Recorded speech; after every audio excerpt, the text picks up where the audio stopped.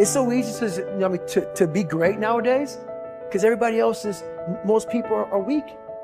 This is a softened generation. So if you have any mental toughness, any ability, if you have any fraction of self-discipline, the ability to not want to do it, but still do it. See, a lot of people pretend that they want more out of life, but all you have to do is watch their actions. Watch their actions. Watch what they're doing. Most people then wait for crisis or trauma or disease or diagnosis, and then they wait for loss, some tragedy to make up their mind to change. And my message is, why wait? And you can learn and change in a state of pain and suffering, or you can learn and change in a state of joy and inspiration. And I think right now, the cool thing is that people are waking up. You might be using the word but it's not because you're dumb. You don't understand how dangerous that word is. I'm coming here today to warn you. I'm coming here today to protect you. Stop using the word but. If you're not careful, it's a part of your vocabulary. If you're not careful, it can become a part of your DNA. Why are you constantly making excuses? Do you really believe that excuses are going to save you? Do you understand what it means that you have to get to a level that you have never been in your life? Do you really have the mental fortitude to level up? This is the time right now for you to recognize the truth about who you really are inside. All that you have to do in order to start to pursue your dreams is take small actions every day that align your life in that direction. All you have to do to kill procrastination is just start. You just go, and procrastination dies. So don't wonder how you overcome procrastination. It's easy. All you do to overcome procrastination is go. Very few battles are won under ideal circumstances. So you gotta simulate and practice the unknown so that the unexpected will not derail you. Every morning when you get up, ask yourself, how can I put myself in a place where I'll be uncomfortable? See, you have to master the unknown. You gotta master your fears. You gotta master the unexpected, so when it happens, you are prepared. This is the time to recognize your potential, your truth. Everything about you is beautiful. Recognize your purpose in this world. We are all responsible. We are all made to do great things. You know, if you start with the presumption that there's a baseline of suffering in life and that can be exaggerated as a consequence of human failing, as a consequence of malevolence and betrayal and self-betrayal and deceit and all those things that we do to each other and ourselves that we know that aren't good, that amplifies the suffering. That's sort of the baseline against which you have to work. And it's contemplation of that often that makes people hopeless and depressed and anxious and overwhelmed and all of that, and they have the reasons. But you need something to put up against that. And what you put up against that is meaning. Meaning is actually the instinct that helps you guide yourself through that catastrophe. And most of that meaning is to be found in the adoption of responsibility. So if you think, for example, if you think about the people that you admire, well, you think about when you have a clear conscience first, because that's a good thing to aim at, which is something different than happiness, right? A clear conscience is different than happiness. Yeah, it's better. Yeah. That's you're not better. Like guilting yourself. You're not feeling bad about yourself. That's right. You feel that you've justified your existence, right? And so you're not waking up at 3 a.m. in a cold sweat thinking about all the terrible things that you've involved yourself in. What you said to someone that you shouldn't have said, or how you acted, or lied. What opportunity you lost, or the things that you've let go that you should have capitalized on, and all of that.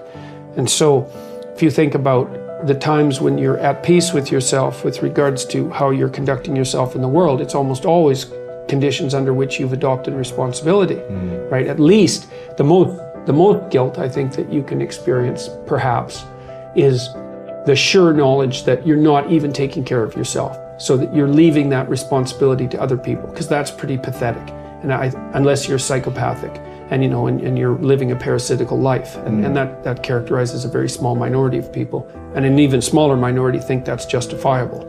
But most of the time you're in guilt and shame because not only are you not taking care of yourself, let's say, so someone else has to, but you're not living up to your full potential. And so there's an existential weight that goes along with that. If you don't learn how to effectively, not destructively, because that's where most people go, they get into an endless loop of self-punishment, which is totally ineffective.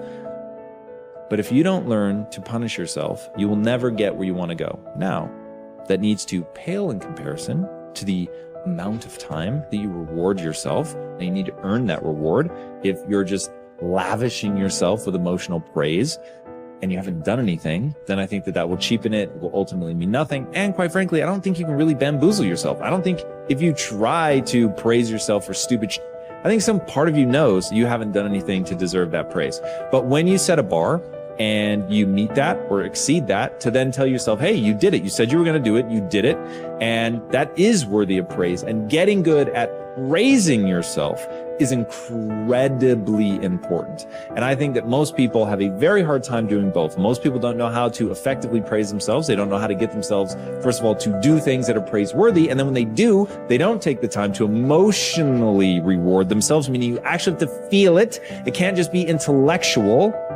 You've got to actually feel that. And the same with punishment. If you say you're going to do something, even if nobody's watching, and you don't do it, then you need to emotionally punish yourself. None of you will ever know whether I actually get out of bed in 10 minutes or less or not. But I say I do all the time. But every time I miss it, even if I miss it by seconds, I just gave myself the chills. Even if I miss it by seconds, I will punish myself for that. Because I said I was going to do it and I didn't do it. So the fact that nobody's watching is utterly irrelevant to me. It has everything to do with myself. Now, the reason that this is important, the reason that I think that people need to do this is because that's how you shape your behavior. So, like water, over time can create the Grand Canyon, or you can take a polishing rock and shape stones. You can shape your personality. You can certainly shape your identity and shape your behaviors if you learn how to reward and punish yourself. I know a lot of people don't want to hear that. That is the truth of the human condition. The great paradox there is an interesting and important paradox in life that you need to be aware of. It is that if you are an intelligent person, you do everything possible to organize your life in such a way that you minimize and avoid adversity and disappointment. This is a sensible and rational thing to do. All intelligent people, following the path of least resistance to achieve their goals, do everything possible to minimize the number of difficulties and obstacles that they will face in their day. Today activities, disappointment is inevitable yet. In spite of our best efforts, disappointments and adversity are normal and natural, unavoidable parts of life. Benjamin Franklin said that the only things that are inevitable are death and taxes, but every bit of experience shows that disappointment is also inevitable. No matter how well you organize yourself and your activities, you will experience countless disappointments, setbacks, obstacles, and adversity over the course of your life. And the higher and more challenging the goals that you set for yourself, the more disappointment and adversity you will experience. This is the paradox. It is impossible for us to evolve and grow and develop to our full potentials except to the degree to which we face adversity and learn from it. All of the great lessons of life come as the result of setbacks and temporary defeats, which we have done our utmost to avoid. Adversity, therefore, comes unbidden, in spite of our best efforts. And yet, without it, we cannot grow into the kind of people who are capable of scaling the heights and achieving great goals. Adversity is what tests us throughout history.